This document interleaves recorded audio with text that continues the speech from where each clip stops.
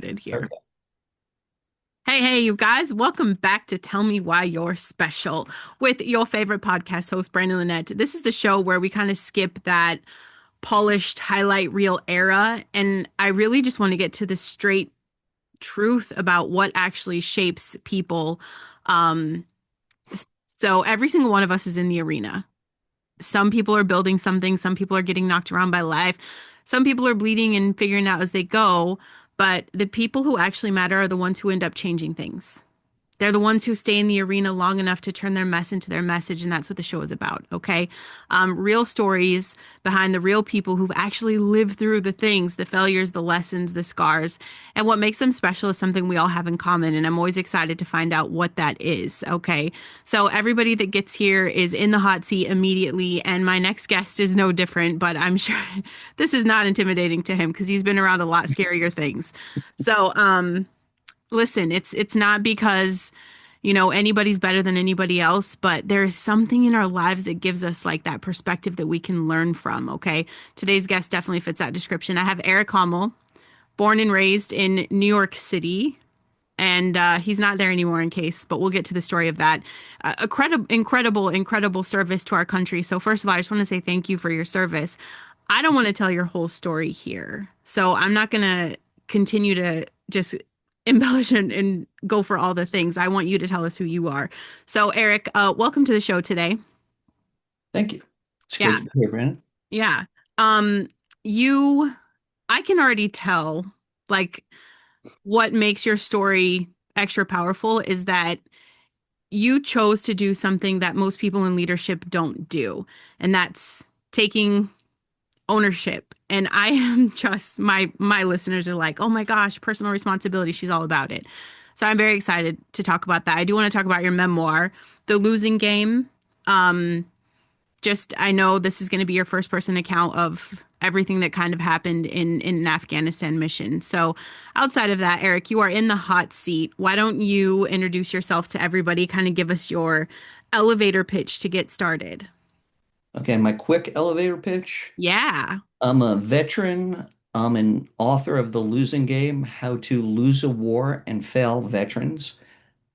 It's a romantic comedy, as you can tell. And as by definition, I am a loser. Yeah. That's my introduction. That's fabulous. And then, I mean, everyone's intrigued now because you served in multiple branches of the military. Okay. So that part, I'm like, that's kind of incredible.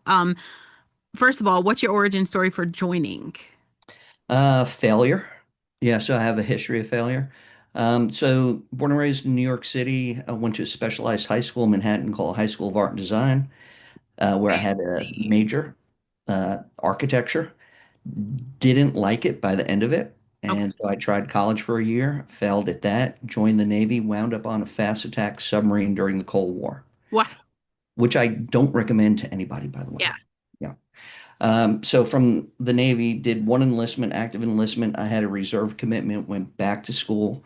Some undergrad is a fine arts degree in historic preservation. So back into the building arts, but not architecture. Okay. From there, off to grad school for city and regional planning, stayed in the Navy Reserve, and it was in grad school that a soldier convinced me to join the Air Force. Wow. He said the magic words. He said, "Do you ever see the way those guys live?" Yeah. Okay, so just for your benefit and for your listeners, in the Army and the Marines, when you spend the night somewhere, you dig in, right? You're sleeping in the ground. In the Air Force, we check in. Fancy. That's right. We realize there are these things called hotels. Yeah. No, that is amazing. And Yeah. it's So got my commission in the Air Force, 3 years up in North Dakota. And then the Air Force sent me to DC back in 98. Number of jobs, reported eventually to the Pentagon July 2001 okay. and spent 10 years attached to the building, to the Pentagon. So obviously that's 2 months before September 11th. Yeah.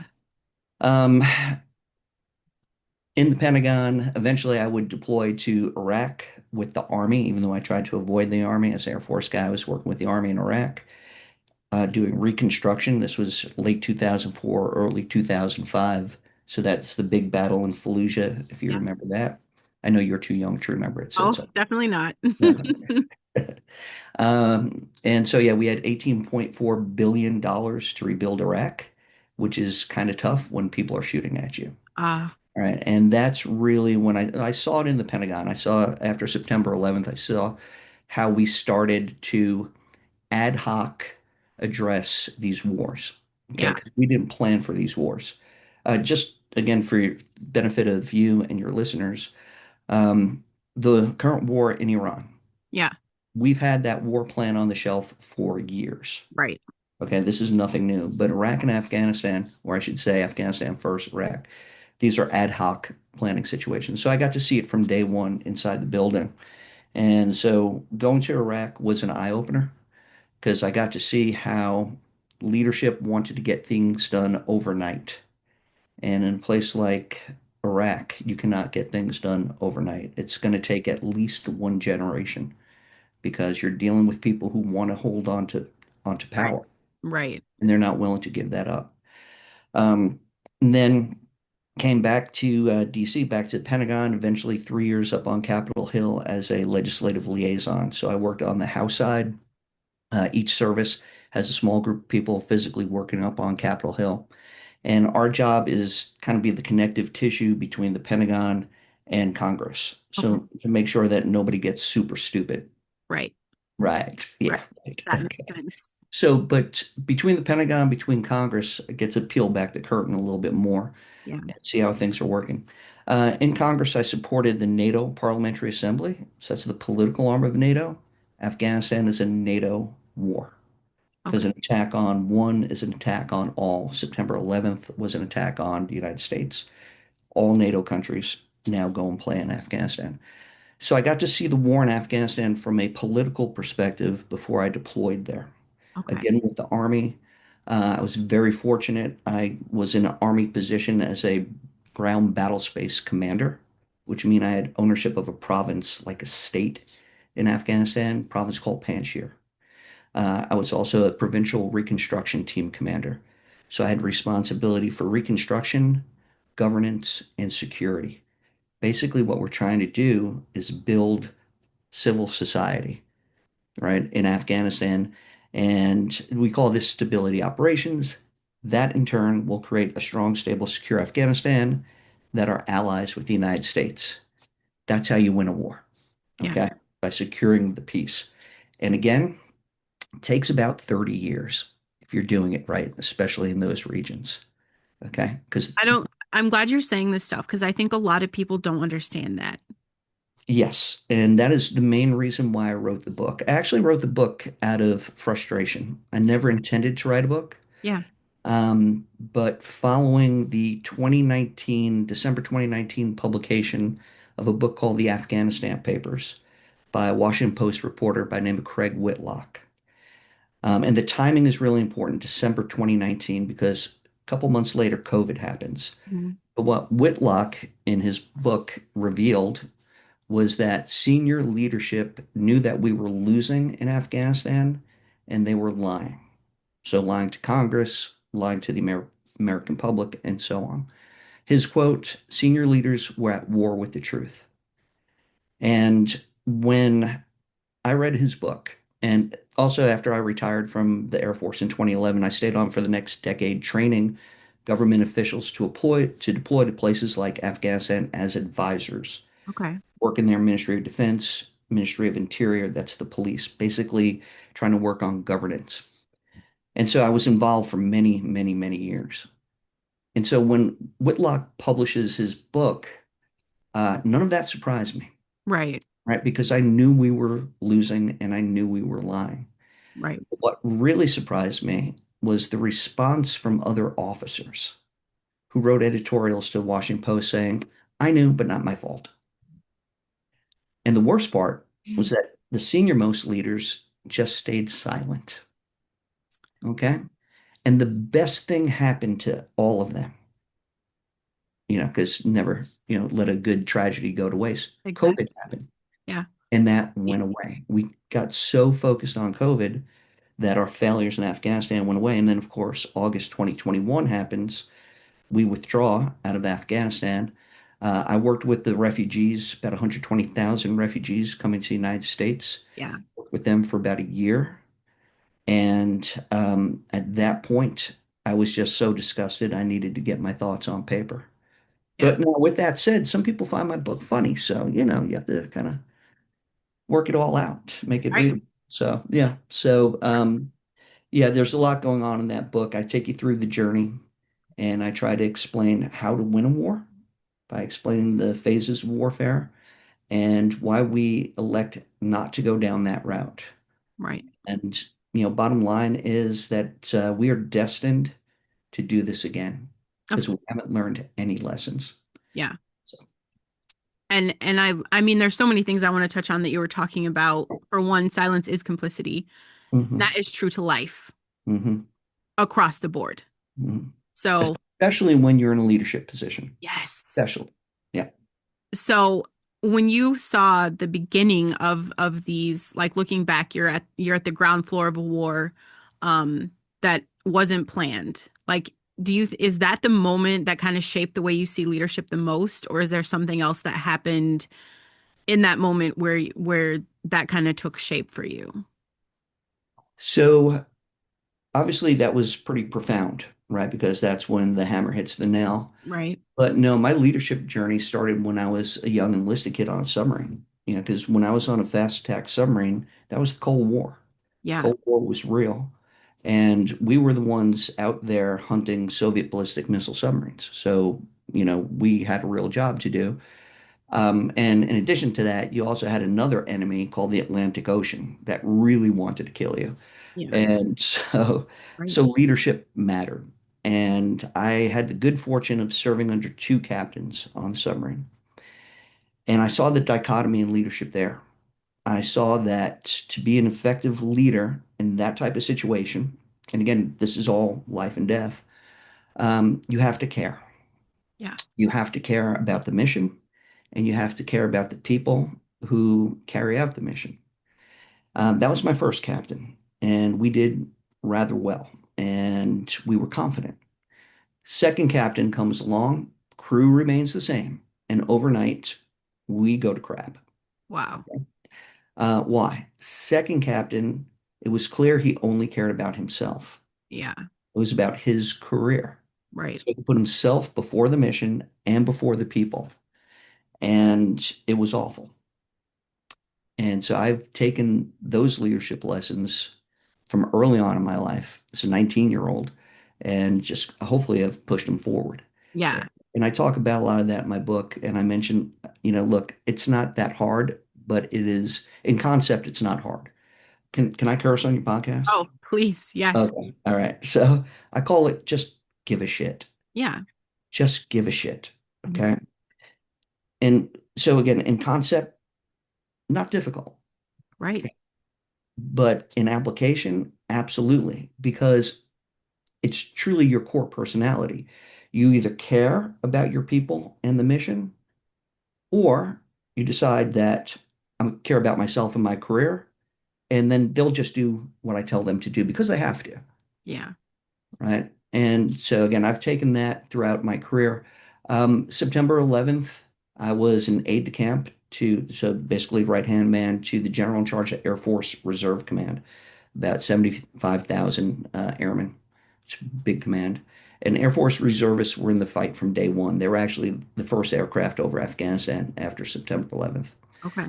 And so I saw this man masterfully lead a command of 75,000 people Wow.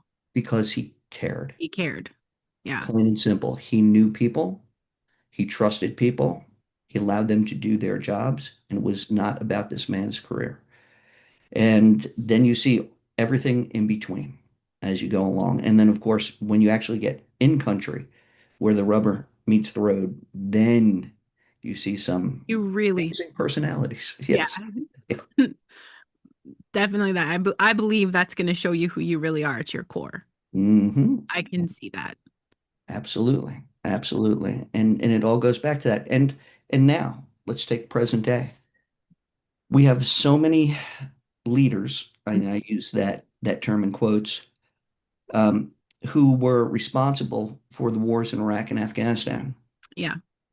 And how come you never hear them talking about failure and how we need to learn from failure? Especially, how come you never hear them talking to the troops? Yeah. Okay.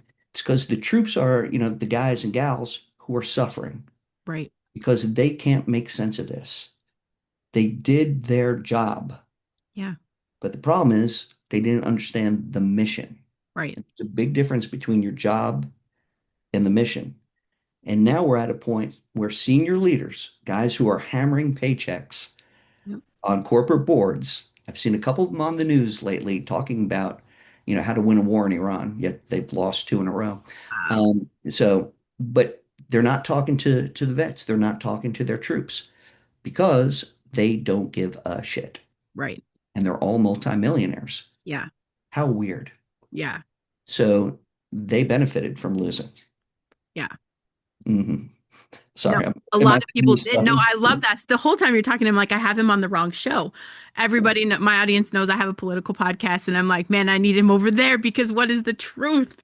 What is the truth? Well, And drag me across. I'm happy to go. exactly, Yeah. exactly. No, but I mean, that's exactly how it is. And I feel like, especially on our side, I mean, the truth is coming out. The billionaires we're useful idiots to all of them, whether you're in the military, you're just an average Joe. So, we've really been useful idiots, and a lot of people are complicit because they've been silent about it. And I think, my mission is to make sure people are taking massive responsibility. Maybe not for on the grand scale, like I can't take responsibility for what happened at the war, right? But I can take responsibility for how I'm going to vote and how I'm going to continue to talk to people to wake them up to the truth that we're lied to 90% of the time. And even now is no different for me. I we don't know what we don't know, we Exactly. don't know what we don't know. And at the end of the day, the truth will come out eventually and we'll all, face palm our forehead. But at this point, it's just one of those like we just don't know what we don't know. But I mean, a lot of us, everybody that I know, like we see outside of the military, we only see wars through headlines, Of and that course. can't be believed either. So what is something that just even civilians are completely misunderstanding about modern warfare? Well, a lot. And there's a lot that people in the military misunderstand about modern warfare. But you're absolutely right. We don't know what we don't know. Another reason why I wrote the book, I wanted to live a simple life. I wanted to be an architect until I didn't. I wanted to be a preservationist until my family situation and so on changed all that. Okay. I never wanted to be this guy, right? This was never, ever, ever what I set out to do. Right.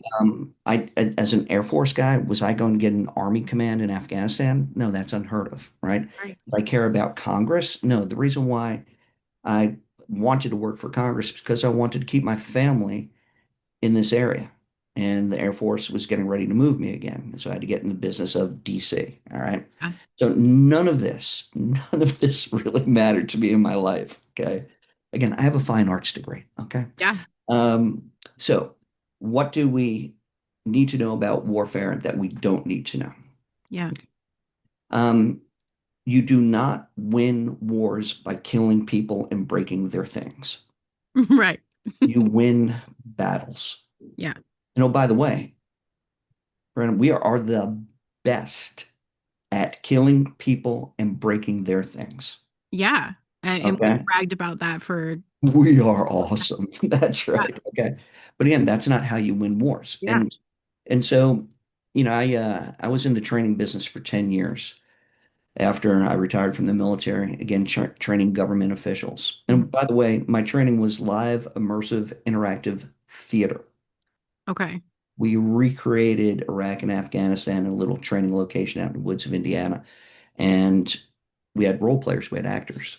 And it was, in my opinion, pretty amazing. The first time I saw it after coming back from Afghanistan, I was like, wow, I feel like I'm back. Okay.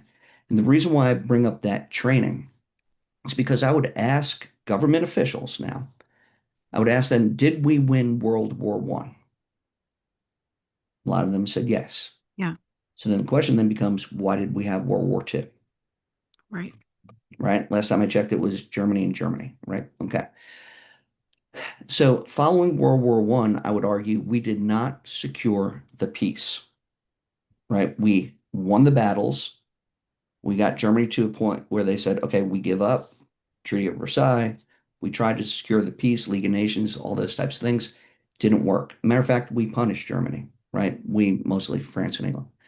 That led to the rise of Adolf Hitler, the Nazis and so on. It's kind of a natural reaction, right? Right. You're going to subjugate us, we're going to rise.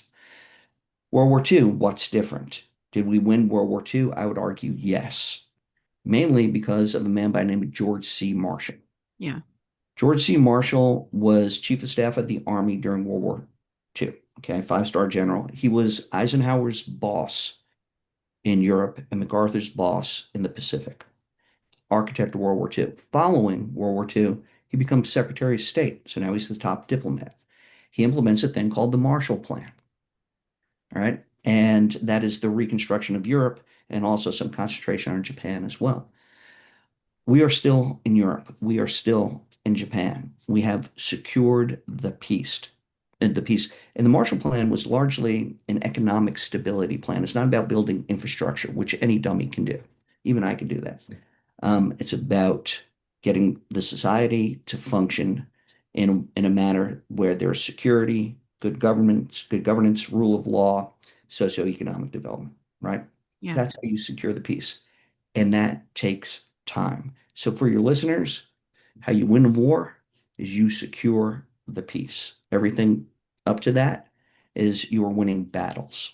Right. Right? And so the business I was really in Afghanistan was the counterinsurgency business. It's the last three phases of warfare. First two phases, shape, like sending all those ships into the Gulf Yeah. prior to Iran. Then clear, that's killing people and breaking their things. That's what's going on currently in Iran. Then after that, you have to hold. You have to hold the environment in order to build not just infrastructure, but society and government, and then transition, giving it back to the rightful owner Right. as allies. That's how you win a war. And Well, we thanks suck for at the last three. I was just gonna say it doesn't look like we're very hopeful in the last three right now for anything that's happening currently either. Yeah. Um, so I kind of have a two-part question here because why do you think our system struggles so much to take that responsibility when things fail, but also is it partly to kind of protect the idea of the military? I mean, my son is signing up for the Marines in less than 8 weeks. We'll talk. Yeah, oh, I'm trust me, there's no talking him out of it. He is set. His not talking about him, but we'll talk. Yeah. Yeah. But so he's doing that and I just think like I couldn't imagine parents that had kids at war that they lost. Like it would break my heart to know it was for nothing and how much leadership failed and everybody screwed up, at least if I'm kind of in denial. So if they keep the public kind of in denial, that we've been manipulated this whole time psychologically, no matter what. So, do you think they kind of hesitate telling the truth just to kind of hold that integrity of the military? Because you also talk about helping veterans understand that bigger context of their missions. And I Mhm. don't think leadership is going to be doing that, especially if we're losing. But I mean, that kind of stuff matters. And no matter how much we're failing our soldiers now and then, I mean, it's even worse for veterans. Like we have really Yeah. the United States, it's embarrassing. Like for everybody that has served, I'm embarrassed for this country for how much they've let you down. But two-part question, if it makes sense to you. So what I got from you is, why do the systems fail and do they lie on purpose? Is that basically Kind of, yeah. Like, okay? are they trying to, protect people because they don't want them to think that, their sons died in vain? Well, they don't want to be embarrassed also, right? Yeah. Okay, so the system. So when President Eisenhower was leaving office in 1961, when JFK was elected, Hmm. he got on TV and he talked about this thing called the military industrial complex. Okay, so here's a five-star general, now president of the United States, two-term president, saying, beware this thing called the military industrial complex. Okay, so we start talking about systems and system failure. Yeah. The system doesn't fail. as long as you understand that the system is designed to perpetuate the military industrial complex. Right. And so the system is designed to get into, I'm looking for a book on my shelf here. It's called War is a Racket, written by a two-time Medal of Honor winner, Major General Smedley Butler, United States Marine Corps. He wrote a book called War is a Racket. Okay. Okay. But and so when you have a two-time Medal of Honor recipient write that type of book, you should listen. Yeah. But that's what it's all about. This is a money-making business. Okay. Look at where, again, the leaders who lost Iraq and Afghanistan, look where they are now. And they're working for the military industrial complex. Mm-hmm. Okay. So does the system fail? No, because the system is designed to win. And in order for it to win, then it helps at failing at basically winning wars, securing the peace. If you have peace, there's no need for the military industrial complex. And a lot of people lose a lot of money. Amen. Absolutely. I mean, even before the war in Iran, we were talking about Yeah. $1 trillion Department of War budget Yeah. for a country not at war. Correct. We have more general officers today than we did in World War II. Right. Okay. So, does that answer your question about the system? Yeah.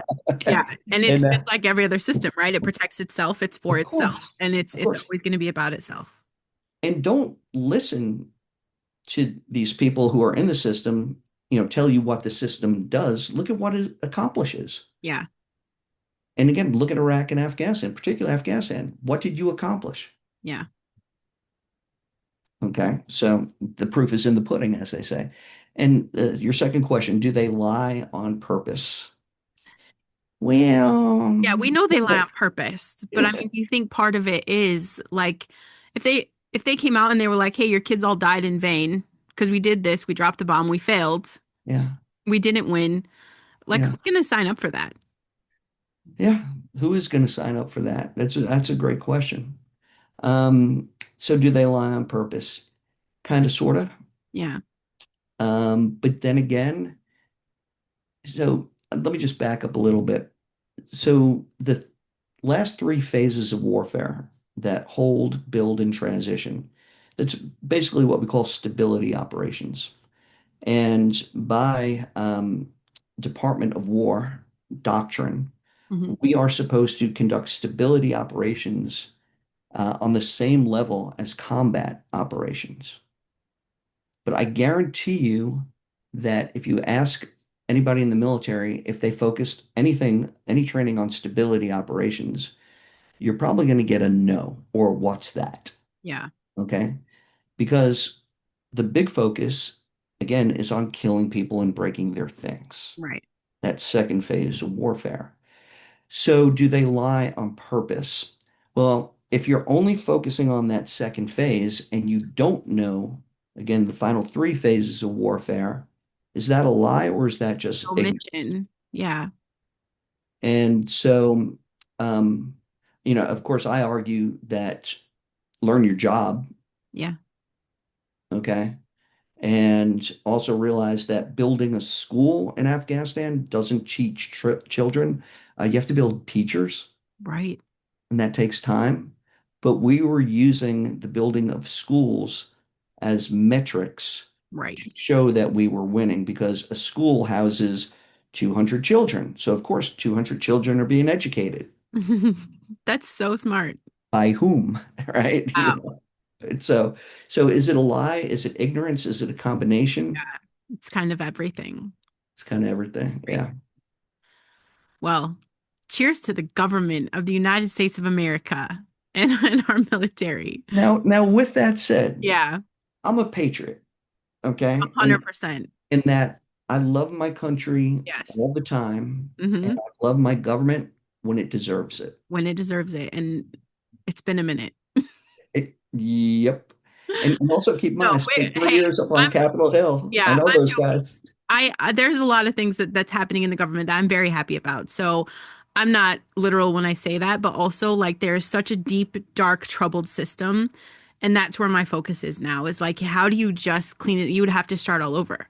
like burn it all down, everybody gets fired and you start over. There's just no voting our way out of so much of the toxic stuff in the system. But anyway, I do agree some things are Can I really great. comment on that? Yeah, The way our founding fathers designed it, pretty awesome, right. especially for the day. The problem with and keep in mind the military is civilian run, right? The Secretary of War is a civilian dude, Yeah, right? Okay, and that's by design. yeah, Because too powerful of a military can overtake a democratic government, and right. so so the foundation is there. Unfortunately, we have a two-party system. Hmm. I call it, political duopoly, like Coke and Pepsi, Yep. right? So I don't know, are you familiar with RC Cola? Have Yeah. you ever, yeah. Hmm. Can you get it at McDonald's? No. Can you get it at Taco Bell? I haven't seen it in like 20 years. Right. So I'm gonna say no. Because the cola companies is a two-party system. It's a duopoly. Correct. Okay. And so they benefit each other. Yeah. And I think what we really need to do in this country is really start moving away from a political duopoly. And good luck, because again, you're going to be taking power, Yeah. and the Republicans and the Democrats will never, want to give up any power. Right. And then, of course, you have to look at the personalities that are attracted to politics. Hmm. And again, I traveled the world with Yeah. members of Congress, Republicans and Democrats. Yeah. I don't trust one of them. Right. Okay. They will talk a good game, Hmm. but God forbid Hmm. you cross them in any way, You're done. Democrat or Republican, Yeah. right? Don't fall for that. All right. It's okay.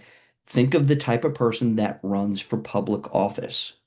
Think Right. of the scrutiny, all Hmm. right? That, obviously they're going to suffer Hmm. what their family goes through. Right.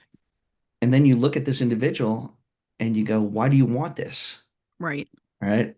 And so it's a special type of individual Yeah. that runs for public office. Right. So I don't think we need to burn it all down, Yeah. but something's got to give. And I just I just want more choice. I want that RC cola. Right. Legitimately, I We want that sneak in RC. RC Cola every once in a while, but it doesn't get very far. Like we Right. get them in somehow. Like we get a little taste of it. But I totally agree with you. And as long as like we allow them to weaponize us against each Mhm. other, Yeah, so the worst possible media, thing, people. yeah, media, all of it, like we don't stand a chance. And Yeah. if big things can't unite us, like we are, it's done.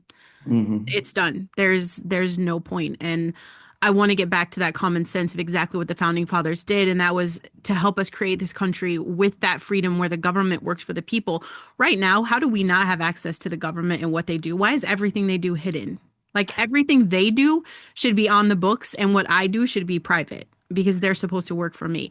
But what has happened, and I think what is so toxic with the system, is that they have weaponized like the judicial system. They've weaponized Congress, and that all protects itself, just Hmm. like our, fancy generals, they've all just learned to protect themselves, and it's unfortunate. But you guys, we are running out of time here, and so I want to ask this last question. What is one thing about your journey, this whole experience, that people rarely ask about, but it's something you think they should be asking you? What they rarely ask about. Okay, so currently I'm out of government, and I give tours of Arlington National Cemetery. Okay. All right, because at one point in my life I was the officer in charge of Air Force ceremonies, so I was responsible for high-level funerals up at Arlington, and I'm done with the government, don't want to play anymore, and so just hung my own shingle. And the reason why I mentioned that is I advertise my tours are 3 hours long, pretty long, Yeah. and I make it clear to my guests. Typically, we go 4 hours, sometimes six, but I tell my guests right up front, wide open. Yeah. Over 400,000 stories in this cemetery, all punctuated by military decision making, politics, life, love, everything. Yeah. And eventually at the end, I tell them I wrote a book and all that. And I had somebody here recently ask me if I found any catharsis by writing the book. Yeah. And I never really got asked that. And I thought for a minute, And I wanted to say yes, Yeah. but I told them no Yeah. because it hasn't reached enough people, hasn't reached enough vets for them to understand that what they did mattered. Right. They did their jobs, Yeah. and leadership failed them because we did not explain the mission and we did not take responsibility. Yeah. And so, if when the vets start understanding that it's guys like me that failed them and are willing to say that we failed them They and can that it's feel. not on them Hmm. at all, that's when I'll get some catharsis. Yeah. Wow. So, That's an incredible place, Eric, for us to take the ending of this because right now I'm telling you guys, you need to go into the show notes and get this book and send it to a veteran that you know. And you all know one. I think we all at least know one. But please share the show out so we can get his message out. Because what I think is super incredibly special about you, sir, is that you are standing up against a machine to tell the truth. You're doing what all leaders should have done, and that's taking massive responsibility for the ways that we failed. That's not easy to do. It's never going to be easy to admit the failures. So I kudos to you. I appreciate you so much for coming on the show and talking about this. And I feel like we're going to have another conversation soon for sure. So, thank you. It's been my pleasure. Thank you for this yeah, opportunity. absolutely. And And you guys, can I plug my business real quick? yes, please do. If anybody wants to come out to Arlington and spend 3, 4, 5, 6 hours with me walking around in the heat, I'm at vigilancetours.com, VIGILANCETOURS. Thank you very Awesome. much. I'll definitely link that in the show notes as well, you guys. So, but yeah, that's what the show is all about. Real people, real stories, real lessons that come from being willing to step in the arena, even if you're rebelling against the machine, and to live a life that actually teaches something. Because the truth is, nobody's getting through this life without the scars. Everybody's going to go through something. Everybody's going to make mistakes. And we all have chapters that we literally wish we could rewrite. But the people who actually make an impact, and that's our God-given calling here to step into your potential and make an impact. The people who are really doing that are the ones to decide that their story isn't something to hide. It's something to use. So if you're listening to this right now and something inside of you keeps whispering, man, I have a story too, then maybe it's time to stop sitting in the audience and start stepping into the arena because somebody out there might need to hear exactly what you've been through. And if you've been thinking about starting a show or you already have a podcast and you want to grow it, I did just launch a brand new podcast support group on Facebook. So get with me to get inside of that. It's a place for creators, storytellers, people who want to use their voice and their story to make an impact. So if that's you, please come join me. And who knows, maybe one day you'll be sitting in the hot seat of Tell Me Why You're Special and answering questions yourself. Again, thank you for your service, sir. It was an honor to have you here, and I'll see you guys next time. Thank you.